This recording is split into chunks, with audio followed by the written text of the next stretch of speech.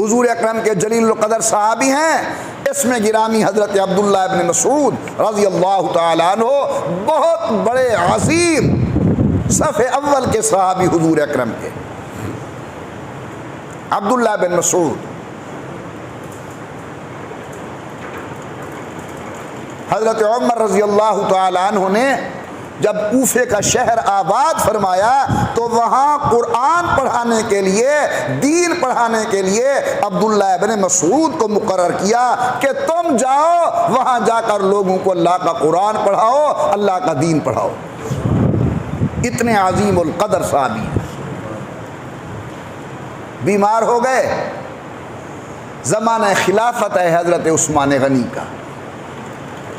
جناب عثمان غنی رضی اللہ تعالی عنہ حضرت عبداللہ بن مسعود کو ملنے کے لیے گئے، خیر خیریت پوچھی، حال احوال پوچھا، اور جب جانے لگے، واپس آنے لگے تو فرماتے ہیں عبداللہ تو میرا بھائی ہے، تجھے علم ہے کہ اللہ نے مجھے بہت کچھ دے رکھا ہے، تیری بیٹیاں ہیں، میرا دل چاہتا ہے کہ اپنی جیب سے، ذاتی خرچ سے تجھے کچھ ہدیہ دے دوں تاکہ تیرے کام آئے، تیری بچیوں کے کام آئے۔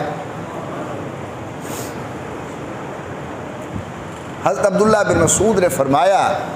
کہ امیر عثمان، اللہ آپ کو جزائے خیر عطا فرمائے، آپ نے یاد کیا، آپ کی بہت بڑی مہربانی، مجھے پیسوں کی ضرورت نہیں ہے، مجھے حضور اکرم صلی اللہ علیہ وسلم نے ایک وظیفہ ارشاد فرمایا تھا، وہ میں بھی پڑھتا ہوں، میری بچیاں بھی پڑھتی ہیں، اللہ تعالیٰ وقت سے پہلے ہمیں رزق دے دیتا ہے، ہمیں پیسے مانگنے کی یا کسی سے لینے کی کوئی حاجت نہیں ہے۔ جس وقت عبداللہ بن مسعود نے یہ فرمایا تو عثمان غنی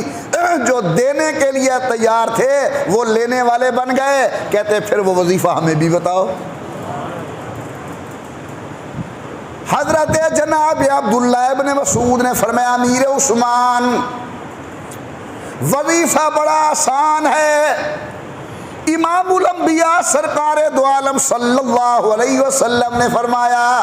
جو آدمی سونے سے قبل سورۃ واقعہ کی تلاوت کرے گا اللہ اس کے رزق کا انتظام وقت سے پہلے فرما دیں گے۔ آج پوری دنیا پریشان،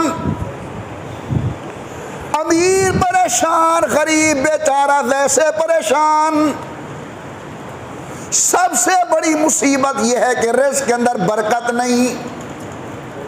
آ رہا ہے رزق لیکن کہاں جا رہا ہے پتہ نہیں چلتا۔